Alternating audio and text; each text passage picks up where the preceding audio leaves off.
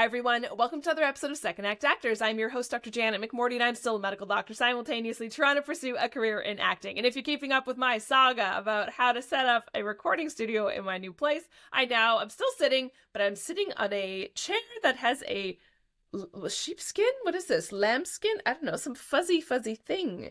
So, elevating my recording space, which is very exciting. Also not important, but I feel cozy. My guest this week is Sophie Ann Rooney. Oh my goodness, everyone. I'm so excited for you to hear this episode. Oh my God, I'm already getting chills. Sophie is a multi-hyphenate. She is a actor, director, acting coach, and she is an acting coach at, she owns Raw Actor Studio in Toronto. Her origin story of Raw is fascinating. I can't wait for you to hear it. It involves Paris, which, FYI, that's where I currently am. Well, not currently, but when this episode airs, I am currently in Paris for the Olympics. Anyways, back to the amazing Sophie. She does so much stuff in this incredible entertainment industry. I started working with Sophie, and I was trying to think. I did a voiceover class with her during the pandemic. I did it online. It was like a video game and animation voiceover class. And I'll never forget, I had to do a Mancunian, well, I didn't have to, I got to do a Mancunian, like a Manchester accent for her class. And she reached out to me afterwards saying, you are really good at this. I think we need to work a little bit more together because you are more advanced than I expected for somebody at your level. And of course, the words of affirmation love language to me was like, anyways, continued taking some classes with her off and on during the pandemic. Then I did a career consult with her, and she helped me get my current agent that I have now. Incredible. But I recently, most importantly, took an in-person acting class with her. This class was fascinating, and we talk about this in the episode. And this class, we were all she paired us with a filmmaker and their composer. So she matched us with filmmakers and composers because we were going to learn all about composing and music within the scope of filmmaking, of course. So I was paired with Guillermo del Toro, not actually paired, he wasn't there, Lord I wish, and Guillermo del Toro's filmmaker, Fernando Velasquez. We had to make our own original 10-minute piece, artistic piece, a 3-act structure with our own original music honoring Guillermo del Toro and Fernando Velasquez, which was mine. Everyone else in the class had different directors and filmmakers. I'm not explaining this eloquently at all. Oh my goodness. It was life-altering for me. Life-altering. I talk about this in the episode. That first class, I was like, what? Are we not learning acting? What is this? What is this class? And again, incredible experience making my own original work, my own original project. I think I'm now just starting to learn how much of a positive impact this class had on me. My tapes now are different. My auditions now are different. My agent is reaching out to me being like, what has happened? You are different now. That creativity has blossomed and bloomed, and it was from Sophie's class. I will stop rambling because I want you to hear her incredible story. This is an amazing episode. I'm so excited for you to experience the incredibleness that is Sophie Ann Rooney. Please enjoy.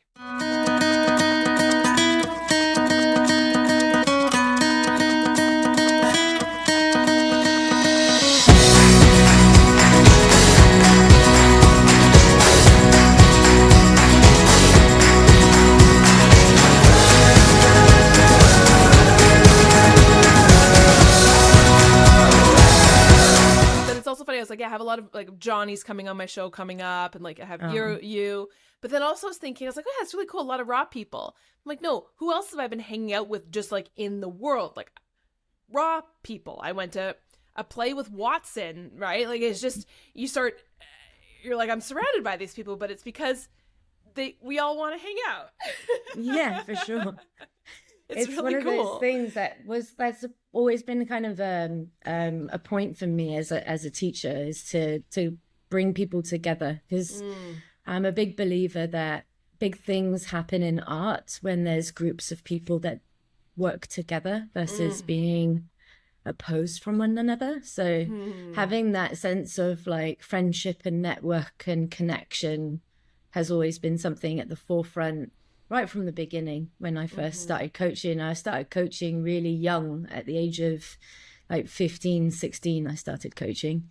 Wow. So yeah, it was always, I always noticed that things move in a big way. Like even if you think of like the Impressionist movement in France, I'm a big fan of like Monet, Manet, César, Van Gogh, Bête Morisot. All of those were a group of artists that decided to change the course of art history, basically, of how paintings were done.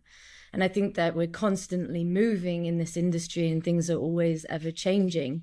It's better to be able to unite on a commonality in that seismic move, So yeah, it's fun. It's always fun to see collaborations happening from many just different generations, because I've moved around different studios as well.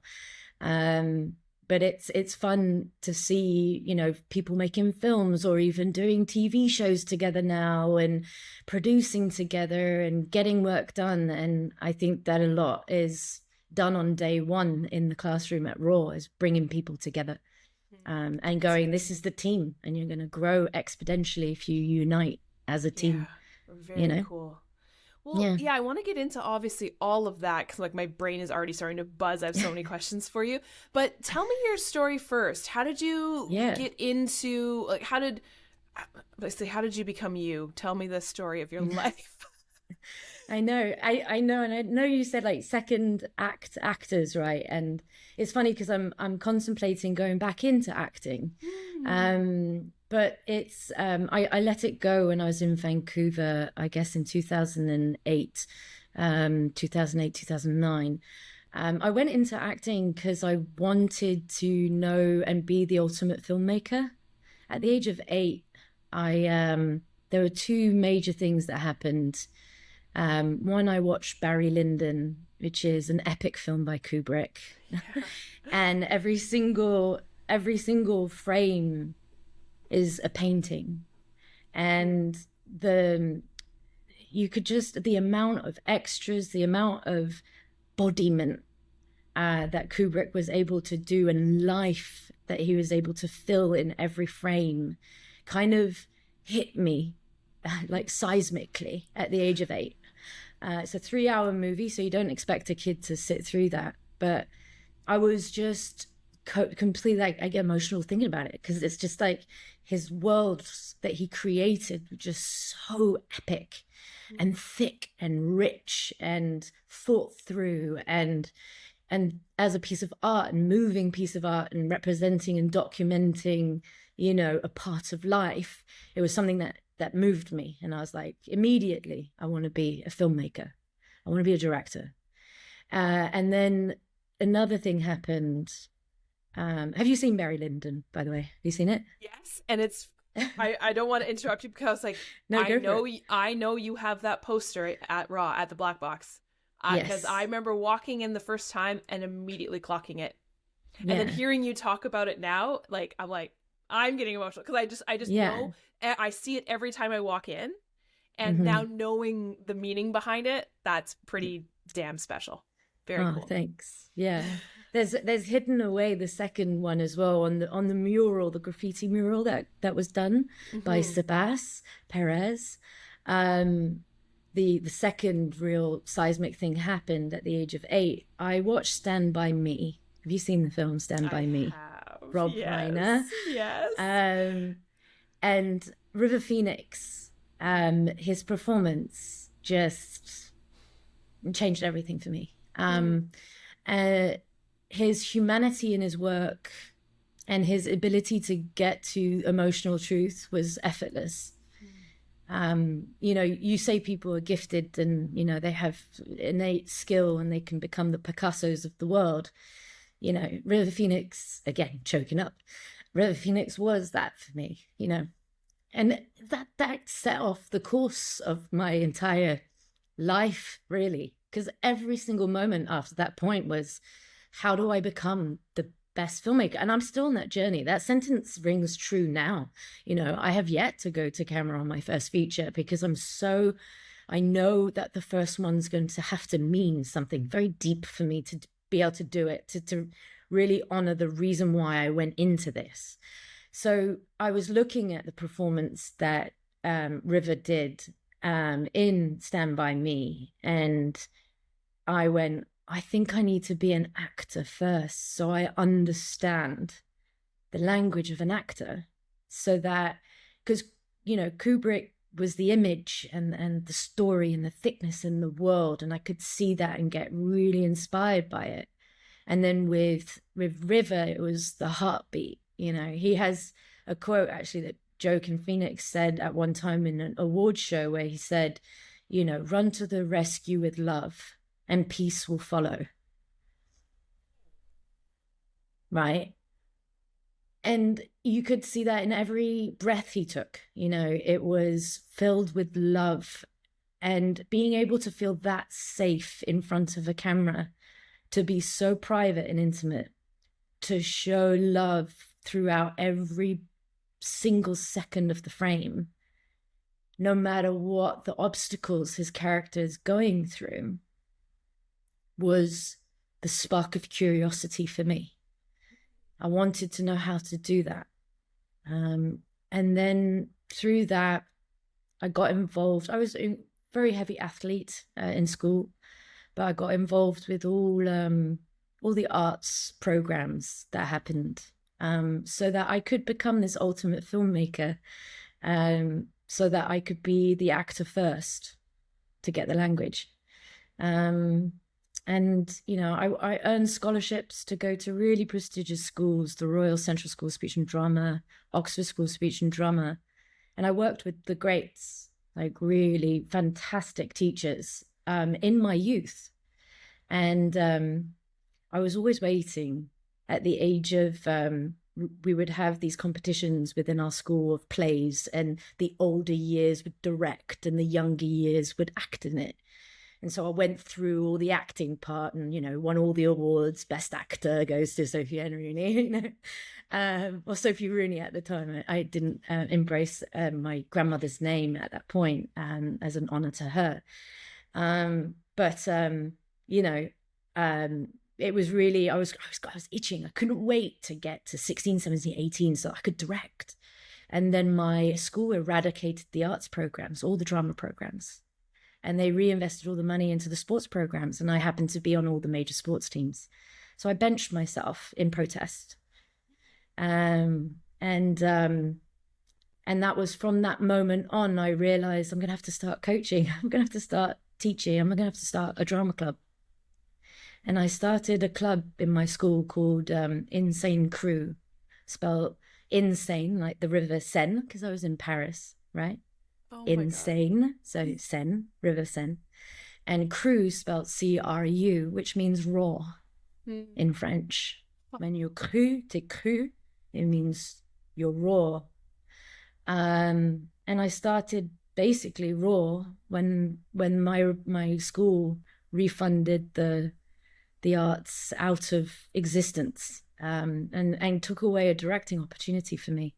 And so, yeah, that's, and so everything that I learned when, you know, earning these scholarships for excellence to go to these schools, I would bring it back.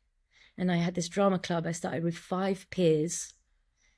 And by the graduating year, when I was 18, I had amassed 50 members of Insane Crew. And I trained a younger, her name was Denise Isbelin, a great human being. And I trained her, she was 2 years younger than me, to carry the torch through and then be, you know, the director of Insane Crew. So it would be handed off, because the school didn't want any part to do with it. They were like, we're not funding, we're not giving you. We had to fundraise. I fundraised a lot of money myself. My dad performed, he's in a band. So this is where we have a commonality. Our dads are both musicians and in bands. So he would play, you know, we would have like concerts, my dad would play, and then we would sell tickets and fundraise, and we'd have bake sales and fundraise, and then, you know, managed to rent one of the most prestigious theaters in France on my graduating year. doing a production of Midsummer Night's Dream with 50 kids, or 50 kids. We were all kids, and got embraced by the school, and that club still exists to this day at my school. Yeah. So that's how it kind of started for me. It started as a kind of a weave, and I'm still flowing, I'm still weaving, I'm still, I haven't got yet to where I need to go. And I think it's really interesting, that journey, So that's a really long, kind of very depicted journey of the beginning of why, right? Oh my God, I have so many things to say. Holy girl. It's so cool. Before I'm more like, tell me, keep going on your timeline. But the first thing that came into my mind is so much of what you do. And I don't mean this to sound as a negative, but it now like is in protest of, the reason why I say that is like, and maybe not protest is the right word, but like in, it's so different, everything you do. And I think it's like, because you had to rise up and rage against and, protest and do the thing to push and do something that everyone else is going, no, I don't know. I feel that when I'm with you and when I'm being coached by you, and it's that feeling of fight against everything that you've been taught and are, not just in the acting world, but just like you as a human, push yourself more, fight against that like machine. I don't know. But there's that feeling of protest that I felt when I first met you, felt when I took a class with you, and then now hearing the story, I'm like, well, that makes sense. Like all the things you had to do. Yeah. I don't know if does that make sense to you? Yeah, do you feel that? 100%. I think, and also, I guess in the initial, when you even talking it back, the initial was my first, ego thought as a kid is like, oh, I won't get to direct. I've got to make it happen for me. And then it was so much more than that. It taught me so much more that it's about others and not me. And then providing the joy and the understanding and the sharing the why, Kubrick resonated with me, or River resonated, or, that's why I always ask, day one is like, who out of an artist, who resonates with you? Why? Like, what moves you? What touches you to your soul? And I could see, yes, this machine that was the school, I guess, in its metaphoric sense, shutting doors for other people and shutting that down. That, I handed off quite easily the directing to other people. It no longer was about the fact that I needed reps. I needed to do that. It was, how fortunate am I that I'm going over to these establishments and working with these incredible teachers, and these other people aren't. I've got to impart that knowledge over immediately. And it's like, whatever I've learned, I have to impart over. I have to give over. I feel like we all can learn and grow so much more, like exponentially as artists, and opportunities for everyone is if there's a shared knowledge or a shared, imparting of exercises, frameworks, things that can help. Out of the people that were in that drama club, there's quite a few who are like actors now in that first drama club. And it is a point of immense joy, I think, and pride. And sometimes, sometimes the pendulum has swung, and there's been more on giving to others, and then I forget myself, and then I have to remind myself that I still exist. And I still matter as well. And if I'm not looking after myself, then I can't really and truly help others. And I have to make sure that I'm still on my journey whilst I am still imparting. One of the things was when I was working, in the video game industry, the people who were around me at that time are now all on video games. It's just because it was practically of like, hey, this happened today, and this is how as an actor you can step up and bridge this moment of education within understanding what it is to act for video game versus act for VO, or versus there's everything is your storyteller, but every format is different. Let me learn all of these different formats and let you know what it is so that you can then. And it's the same when I was doing animation. It's funny when you see like those who are now working in animation and voiceover, they were around in that little pool of knowledge and impart, like, and I think it's a great responsibility when you're a teacher, right? And it's kind of chosen you, because it chose me. I didn't choose to do it. It chose me in a way, to offer it all up, you know, to help. You know, there are certain things in my artistry that I keep very, very mine for my own journey, right? But there's a lot when I see that there's a gap in knowledge.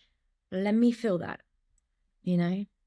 So yeah, Rage Against the Machine, I mean, yeah. It was a band I liked when I was growing up. So.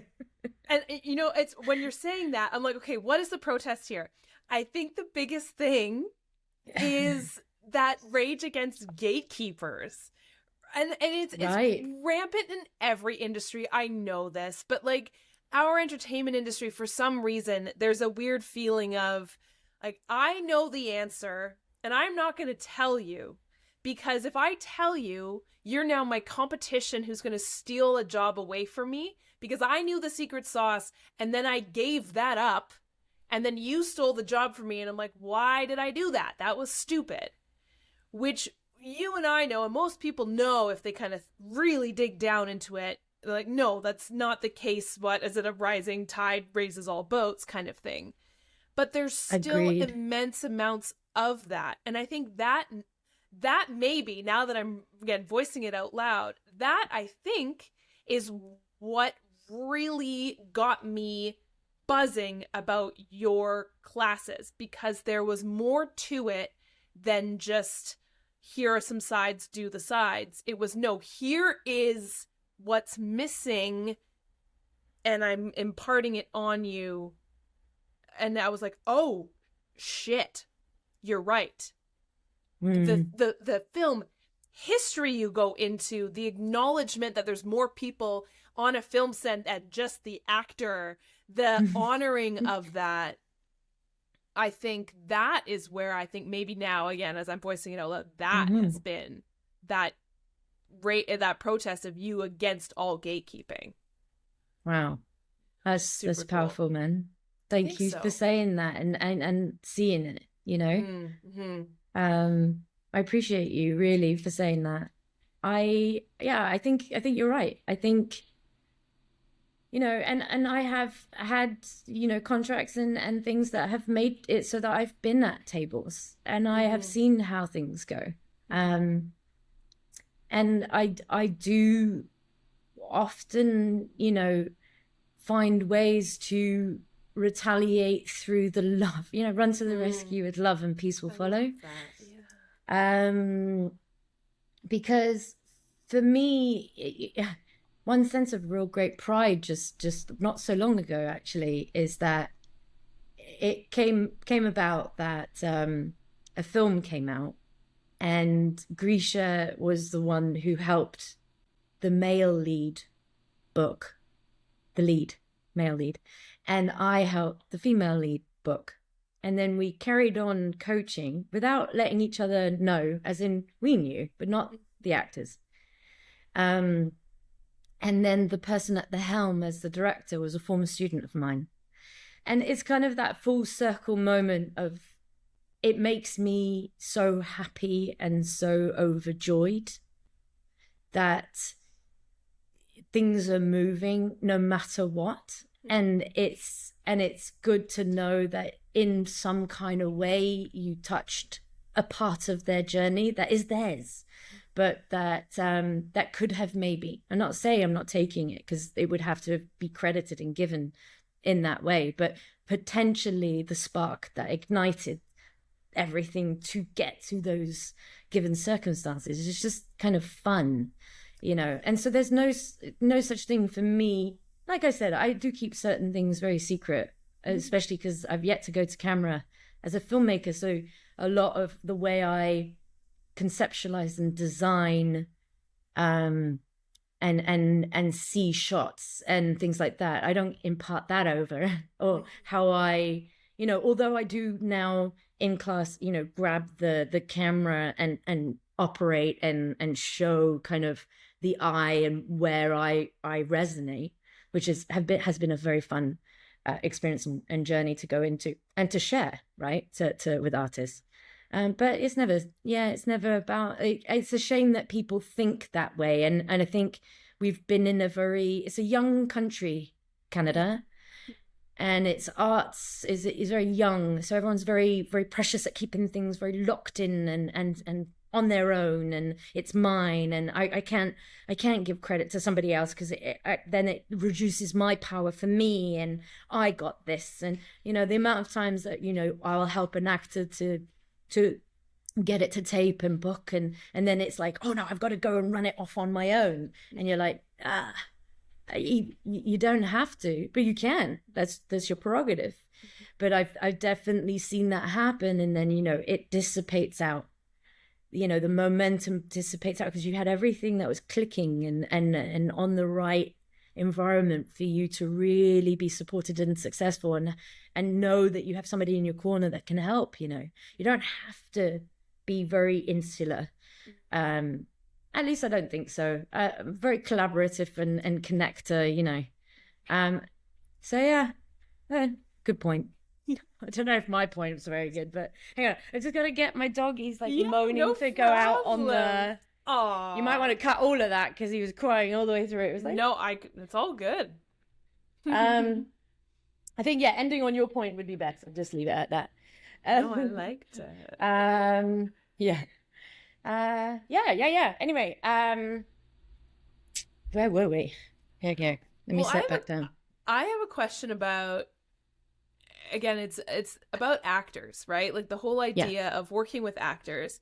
And you have done, and correct me and add more, because I know I'm gonna list what I know you've done working with actors. Obviously you coach, but film, TV, animation, video games, direction, and then I know this isn't new, but it's new for me to have experienced your theatrical direction, like watching the play that you directed. And I would love, because I heard this from I saw the play twice, from multiple people who know you more than I do, sitting there watching, going, oh, this is so Sophie. Oh my gosh, this is so Sophie. Oh, her, you can just, she touched everything so much. It's just so Sophie. And I was like, oh, that makes me so happy. Tell me about that. Like when you're directing actors in all these art forms, I guess my question is, what makes it Sophie? Or if that's a ridiculous question, what do you do different in each art form or the same with actors? That's great question. I think the medium changes, obviously. Each one has its own very set of demands and requests. If you take the video game industry, you're looking at an Olympian when it comes to an actor, because you have so much financial stakes at play. It's a big corporation, and so statistics matter. So you need to have an artist who is so solid as they would be if they were going into the Olympics, right? Because again, you have to deliver. And it costs a lot if you don't. In the voiceover world, obviously the schematics change because you're in a booth, and understanding mic control and saliva in the mouth and popping P's, and learning very quickly that if you place your finger up in front of your mouth on P's and T's, and so you split it like almost like a snake tongue. So there's a lot of technical things that you have to kind of add into the actor on top of there. In theatre, I've directed quite a lot of theatre. At one point, at the first writers' strike in 2010, as retaliation to that, hey, look at that, protest again. I built a theatre when I first moved here to Toronto, and I produced 23 plays in the space of 2.5 years, of which a lot of them I directed, and a lot of the time, gave opportunities for others to direct and take on. So theatre is unique because it evaporates.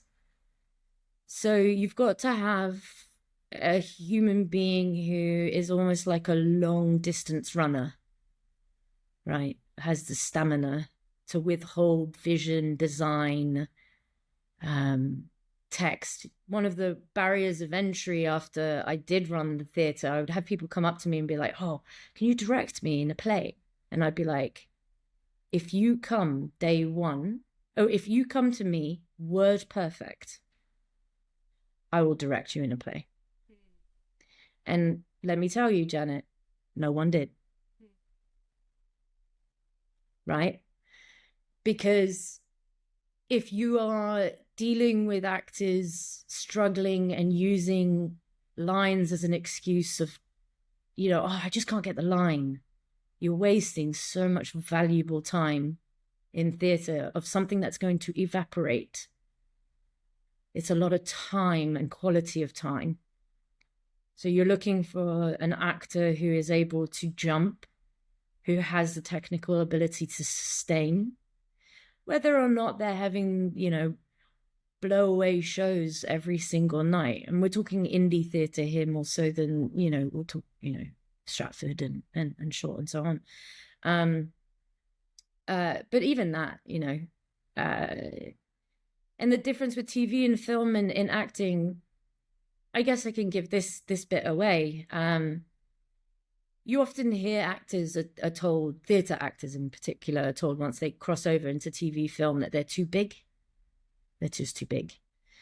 And I've heard many different which ways of, my peers out there trying to help actors understand, the difference between TV and film. And then you find people who then won't move at all, because they've been told that they're too big, which is not the balance that you should have. But what I like to say is that the lens changes. So for TV and film, you've got the potential of 8 billion people right up to your face. Will your volume of voice be supported and projected if they're all right here, right up on your face? Or will you just quieten down because you've got them right in your hand? They're right up close to you. And in theatre, they're further away. The acting doesn't change, because I used to battle with actors being like, because I used to teach out of the theatre, and people would like, or agents be like, oh, you do theatre, you teach theatre acting. I'm like, no, I don't. If only you knew. It's the acting doesn't change. It really and truly, no matter the medium. It's the lens and the focus changes, right? It's how to be human. It's just if you're human and you're trying to communicate with someone who's like far away in 1,000 seats, you have to get that out to them physically, mentally, emotionally, vocally, larger. But if they were 8 million people right in front of your nose, it will quieten you down. There's a very quick fix for actors. It's like turn the volume of your voice down. Imagine having 8 billion people right in front of you. Would you have to project out, or can you just have the thought, and in that thought they will see it because they're right close to you? So that's the answer to that. Is it's the acting does not change. The core of what it is to be an actor, to tell stories truthfully and document humanity, does not change. The lens does. And it's so interesting because I was just editing a podcast that I have coming up with a cinematographer. His name's Jeremy Benning. He did The Expanse, and he said exactly the same thing, but he said it in the technical way, not like, here's advice I'm giving to actors about being human and stuff. He's saying the more experienced actor knows what a lens is and what one we're using. Whether it's the lens actually physically on the camera or the proverbial lens of where am I in space. Yeah, the world. That's really cool. The world. The world, the touching of it. And even it starts at your audition, You really can tell an actor who knows, for all intents and purposes, when you're auditioning, it's more like mocap, nothing's there. But if you have to see it, you have to interact with it, you have to set the tone of what that world is. A lot of actors will just, in an audition, just look at the reader and just give the line over, But that difference, like you said, with the cinematographer, and again, that's why as a filmmaker, it's important. Like when you honored Guillermo del Toro in your piece, right? Is to look at the aesthetic, look at the tone, understand the filmmaker. A lot of people don't even look at the breakdown to see who the director is, and then instead of just trying to learn the lines the way you think they want to see it, you should be sitting back, watch a movie that has been directed by this human being, or a story written by this person, so you can touch their artistry and connect to that, and bring that world in. And it can be very subtle, very quick, and that kind of prep really separates the Olympians, in my opinion. And that to me was the realization that I had during your class that I took with you. When I first sat down and you were explaining what we were doing, and like for my listeners out there, it was really cool. We were honoring filmmakers and their composers, and we had to make our own piece and original piece. And I remember thinking in that first class, because yes, we did have scene study, right? We did Tennessee Williams, we did some intense stuff, but that was almost like secondary. It was secondary to the auteur filmmakers we were working with. And I remember thinking in my first, after leaving my first class, being like, yeah, but how is this an acting class? Naive me being like, but I'm not going to learn it. Like, I'm just doing my own thing. Like, what? Like, what am I learning here? Because it wasn't your typical, like, scene study, here's your scene, next scene, blah, blah, blah. And which is what I was so used to, which is what I think everyone is used to. So I'm like, I'm not going to learn anything. But of course, that's the vulnerable me who's scared of change, right? Talking. But exactly what you were saying, what I've noticed in my auditions and in my prep and in my joy in the acting is that has come around, that feeling of, oh, I can envision the world around me because I now respect the filmmaker. And that is like the acting that I've learned, even though if you looked at it from like, if you were to write like a textbook or like, no, sort of like a research paper about like what each class was about, I'd be like, I didn't learn any acting. But it's like, oh my God, did I ever? Because I learned the artistry of it. Which is now looking back and reflecting on that and looking at the tapes and the things that I've been doing since then, I'm like, holy shit. It's changed everything. And so I appreciate that push and that, again, rebellious against what usually an acting class is. Because again, I didn't appreciate it when I started, and hot damn, like it's that, the artistry and the curiosity that you mentioned came about from that. Those were the reps, right? Yeah, super cool. Yeah, I mean, it's interesting, you know, because each class is different. Each group of individuals who come to class, I never have a set plan of what my classes are gonna be.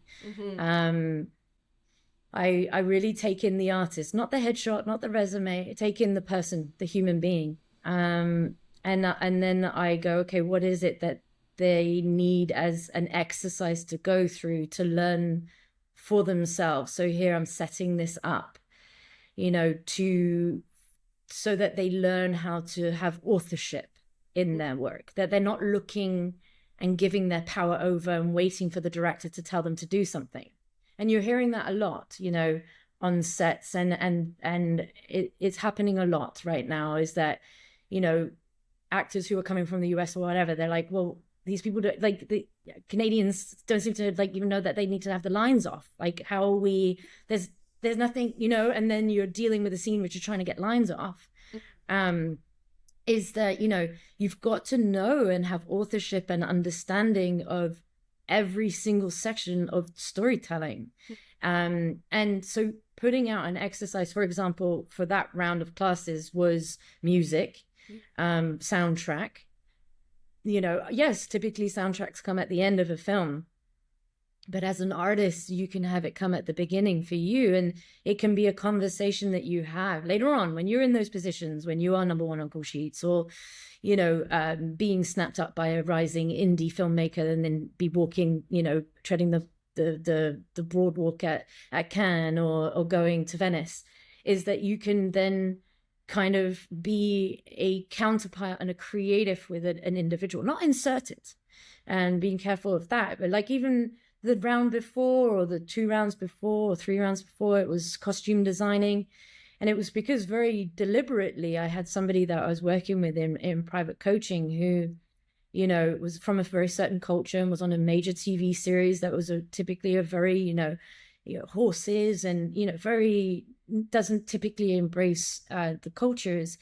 And a lot of the coaching was about costume design and knowing what to do on day one when you're coming in. And this isn't it once you're getting to the top, you know, numbers on the call sheet. Knowing that when you go into the wardrobe fitting, that your creativity can have already started prior to that. You can already be sourcing from your own wardrobe, or you can be taking, you know, shots and this, that, and the other. And this, for this person, it was that they wanted that their story arc of their character was going to get married at the end. And they were like, what if my culture was embraced at the end in this? And I was like, well, it happens day one. You have to build a relationship and an understanding and appreciation for the costume designer, so that you're a team player within this whole massive art piece. And then you're more likely for them to then say, you bring it to them midway through your shooting schedule and go, I was thinking perhaps this, but you've already established your relationship. So, you know, when you're saying it's not about acting, actually it was all about acting. Acting is not just learning lines and saying what's on the page. It's honoring the story that has been presenting and having your own authorship and artistry infused, respectfully infused inside of it. And it was the first time earth-shattering on a major show like that culture of that manner was embraced in a full, you know, wedding scope, and it was okayed.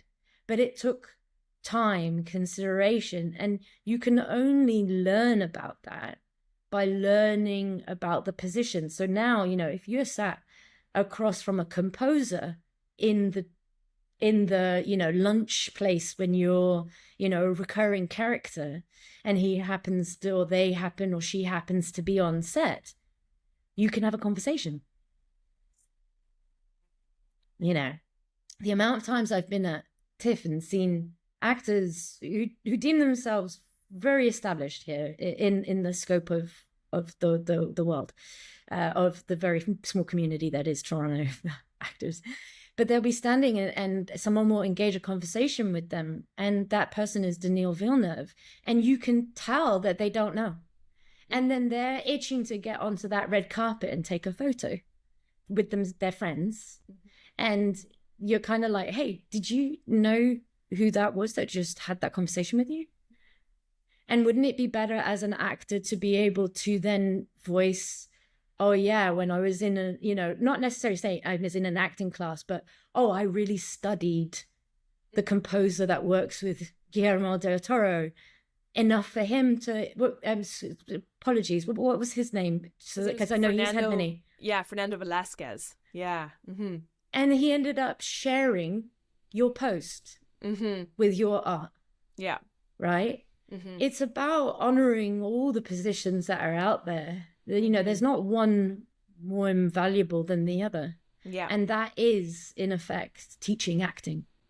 It's teaching that actor that you are not isolated away from all of it, or you're not more important than the other positions, you know? It's so interesting because why would you want to be? And it comes around to exactly what you were talking about at the beginning and what I've heard from probably 99% of the actors that I talk to about why they went into this industry in the first place.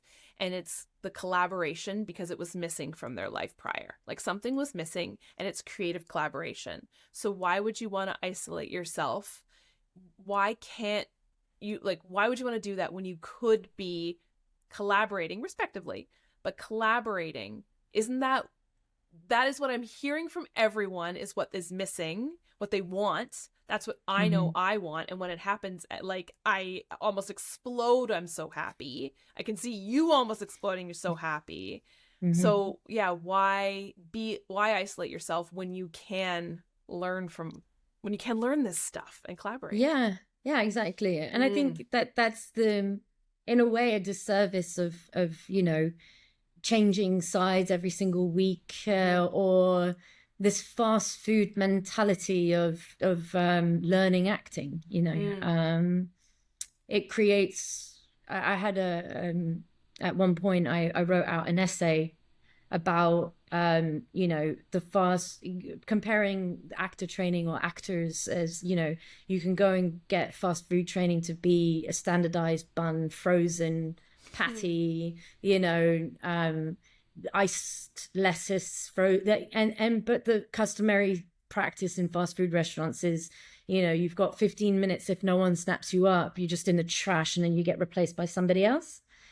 Whereas, you know, I'm a vegan now, so it's counter what I started out with. But, you know, versus if you go to like a Michelin restaurant or whatever, and you have, you know, a steak prepared, it's prepared by the best chefs because they're willing to cook it at the right temperature and get the right sauce and the ingredients, and the grain is different and it's unique. It's never the same. It can't be replaced by something else and someone, you know, so you're going to have a longer longevity within, you're not going to be replaced if you're going to be embracing your own unique path. A lot of the times actors, and I know this from being a director, is in all of those mediums that you cited, is that an actor will tend to not embrace that collaborative experience and that riffing like jazz that can happen, that can really heighten story, the process and the relationship. Is that you'll have an actor and you'll give a direction, and while you're giving a direction, they're already on top of you going, yeah.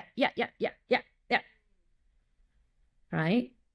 And that straight away, you know, in a director position, you're like, okay, I'm sorry that I'm not telling you what you should have done there. It's what I'd like you to do now. It's not a personal attack on what you just did. But I see this a lot with a lot of actors, with other directors as well, which is why I bring directors in the room.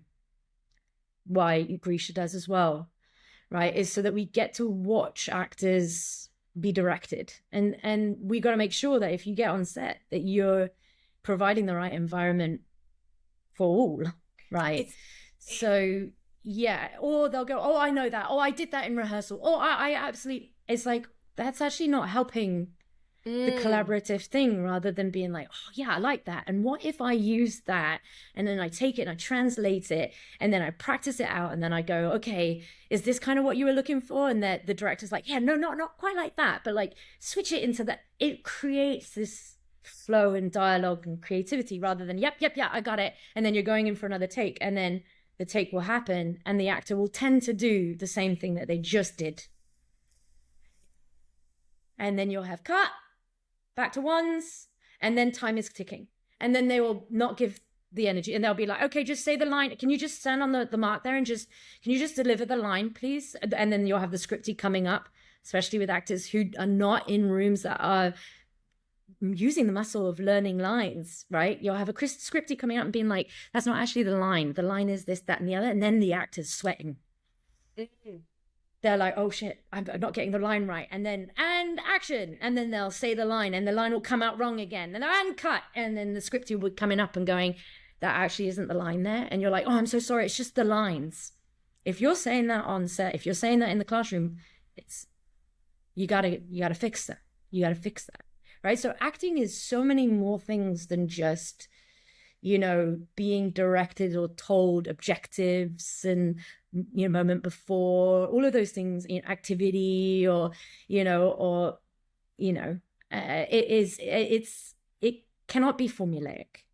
You know, it isn't, acting is not, if you look down, this means that, or pick up the drink and then have that, or throughout this piece, why don't you just eat an orange throughout it, with no real why of that being a thing for the character, if it's a personal prop or not. And that will upset some casting directors as well, because it's not motivated, and it will certainly upset the creators that are in front. You know, it just seems it's so much more than just that, you know. So knowing what you're going into in the bigger picture, although, to be honest with you, can I just say, like, really something very truthful, is if we continue being formulaic, it's going to be very easy to be replaced by AI.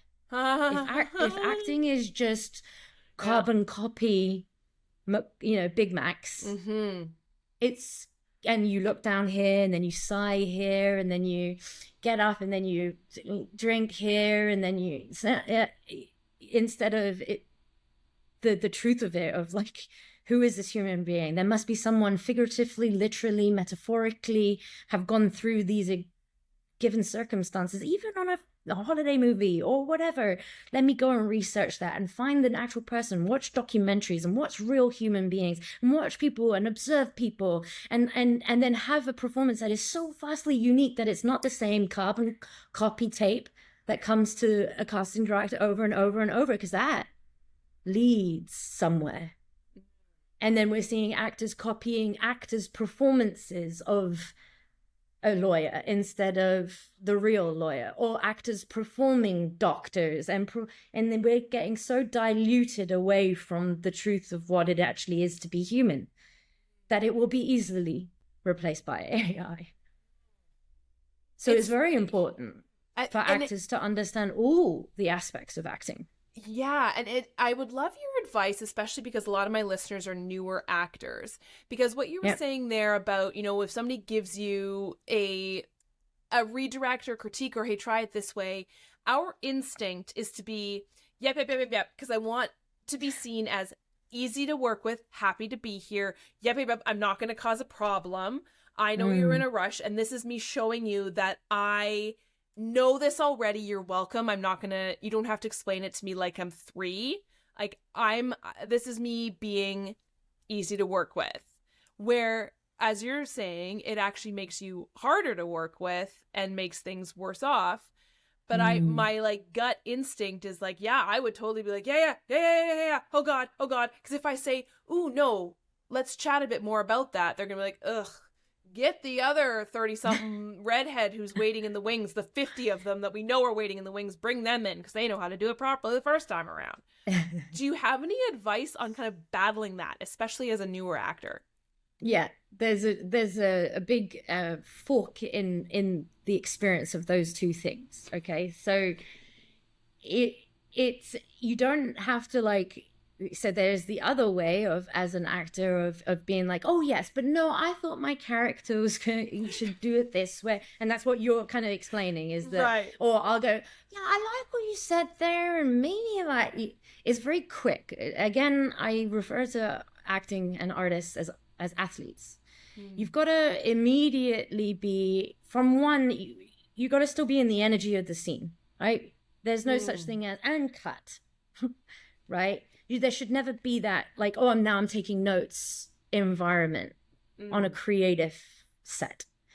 Your mindset, if you're doing a scene and you know, I don't know, you're on SkyMed and it's someone's come in with, you know, broken bones, and the scene is that you have to deal with gauzing it up, or you know, and this is where you come in more so with the right terminology here, you know, and trying to just put padding in to just try and stop the wound going, and your line is something like, I need more, what would it be, more what, gauze, more, yeah, great, I need more gauze. You know, and say for instance a director comes up to you and goes, oh, I really like that.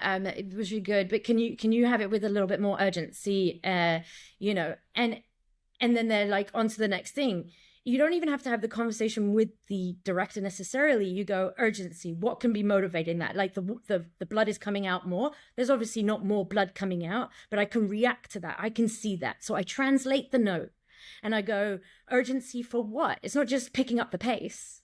It's like, what is motivating me? Or I drop it and I'm like picking up from the ground and I'm like, I need it more here. I need more gauze, right? So you're dealing with something that then takes it, riffs with it, works with it, rather than just do the same movement again and just pick up the line pace. You've got to have this idea of just like taking it and going, okay, what now, and it can be internal. It can speak in, or you can be, you know, or you can be immediately when the director says, I want more urgency, you're like, oh yeah, like I'm out of breath, I need more gauze.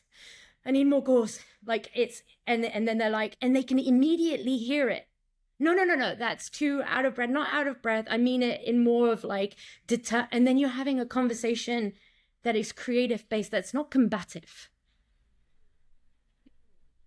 Right? Because yeah. And no, but I didn't think my character, both energies there are combative, really. Or if you're interrupting your director, especially, and going, yeah, you're creating an environment where they're like, all right, well then, and the actors that are the seasoned and they're still in, there's blood and there's a leg here. It's not about me in this moment. I can't take this personally for me. Is that in the truth of the situation, there is somebody bleeding out on my table. That's what's important. I'm not important. That leg and getting enough gauze to stop that blood is what's important.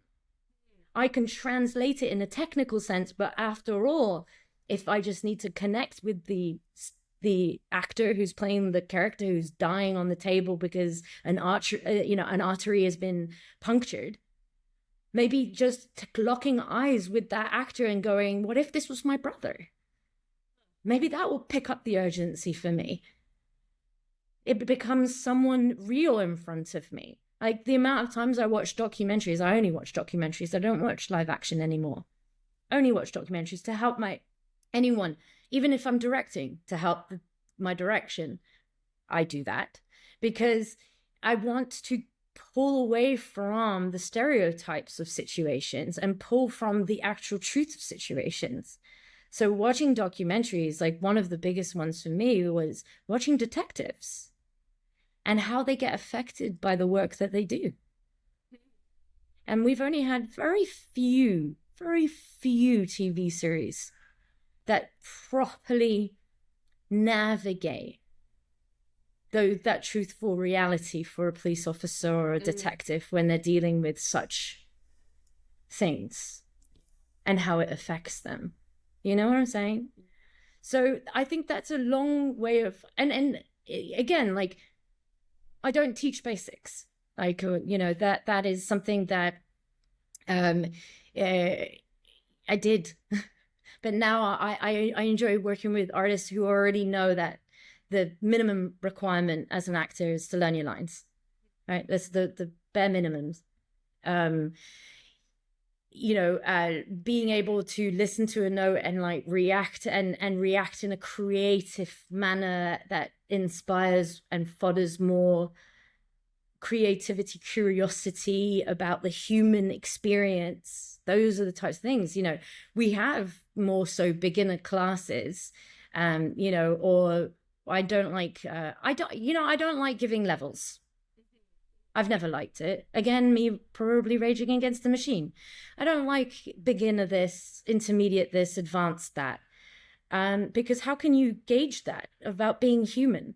Someone with nothing on their resume could understand what it is to be a human being so deeply that it just is an extension of them when they are tackling a story and honoring a story, versus someone who has a long list of credits on their resume can, be more mechanical and less about, the heartbeat of the piece. I come back to the beginning of our conversation, what was it about River Phoenix, who was young? He wasn't thinking about himself. He was thinking about the fact that the teacher wronged him, and he did steal the money, but he put the money back, but then the teacher stole it so that he then got the blame.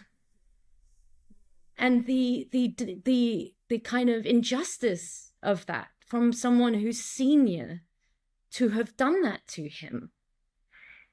He's not thinking, oh, am I good looking, or am I getting it right, or I want to please the director, or I want to please this. I think he wants to please the character he's working on. It's not about anyone else, really. When you boil it all the way down, yes, learn about the world you're in, the crew that you're around, the departments, the different mediums. Learn all of these things. At the core of every story as a storyteller is the given circumstances that are presented to you and the person in front of you that you're honoring. So that somewhere out there in the 8 billion people, someone can go, I can feel, I can grieve that part of, I went through that. And I get it. I felt it. I'm touched by that. I heal. Run to the rescue with love, and peace will follow. Oh my God. I'm like getting like goosebumpy chills. Before we wrap up, I want to say, do you have anything you are looking forward to coming up? This episode's probably is going to come out around like TIFF time, September-ish. Anything coming up for you at Raw, at Black Box, you personally, what's going on? I'm back in the video game world. Oh, fun. But so tightly gripped on NDA. That's why I was very careful as to what I was going to say about the medium of being an actor in that space, the Olympian, as it were. I think there's a lot of exciting things, and I think the most exciting is at Raw Actor Studio, the master class, the audition class, those two classes that run year long with Grisha.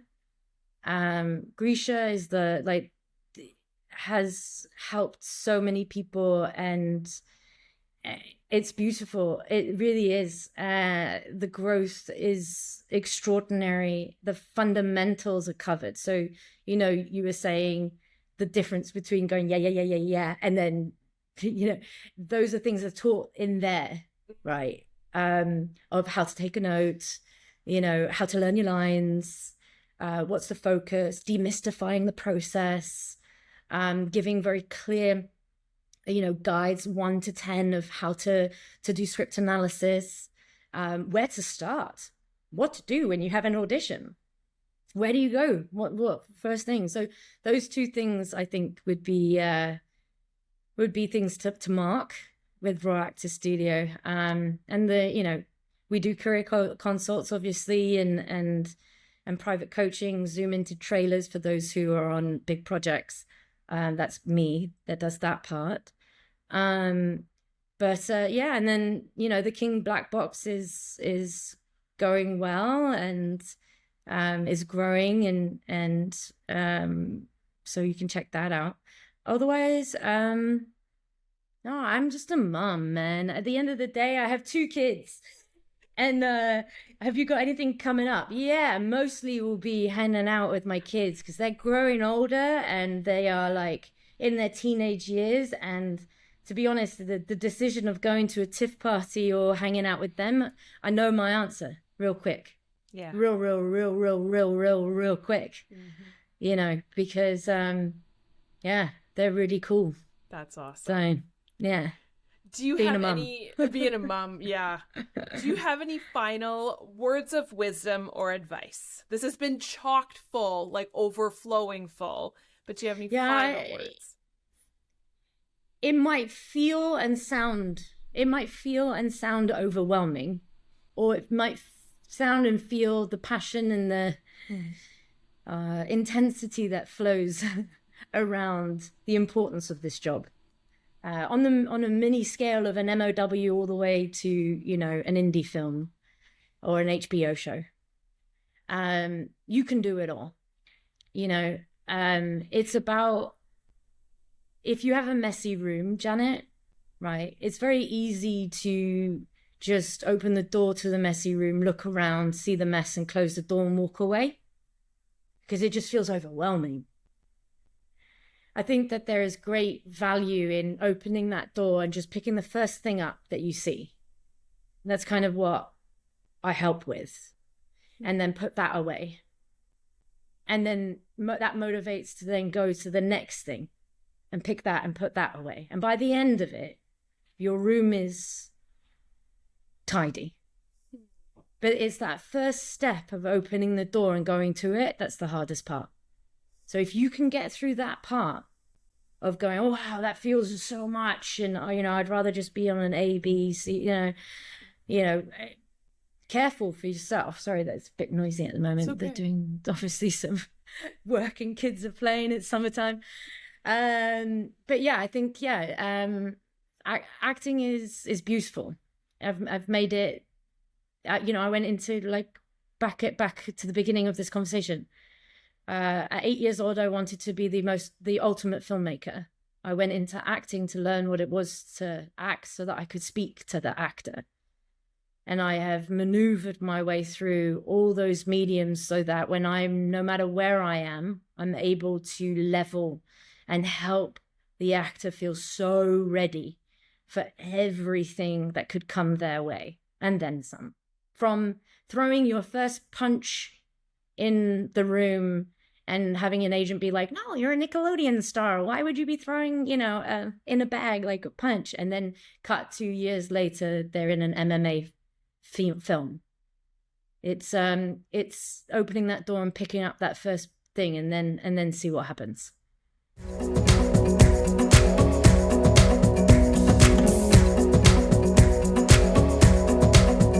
Thank you, everyone, for tuning in. And thank you, Sophie, for being my guest this week. Thank you so much for the community of artists that you've created, your incredible work as a director. Everyone, go check out the King Black Box Theatre. They do incredible shows in the city of Toronto.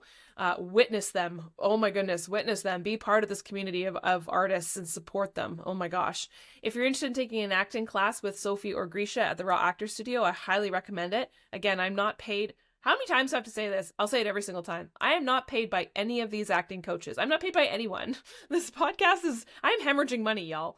I'm not paid by Sophie or Grisha or the Raw Actor Studio to say this, but her acting class, is this really dramatic? I don't know. It changed my artistic life. It was so empowering. It was so inspirational. I had a wonderful time. And like I said, over and over again in the intro and over again during this actual podcast, the impact of the impact of that class is I think just starting to be shown to me right now, in a positive light, of course. I'm just now starting to see the positive impacts of that class, and or just now starting to understand how much that class impacted me as an artist.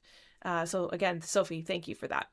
I hope you'll all tune in next week for another episode of Second Act Actors. Bye!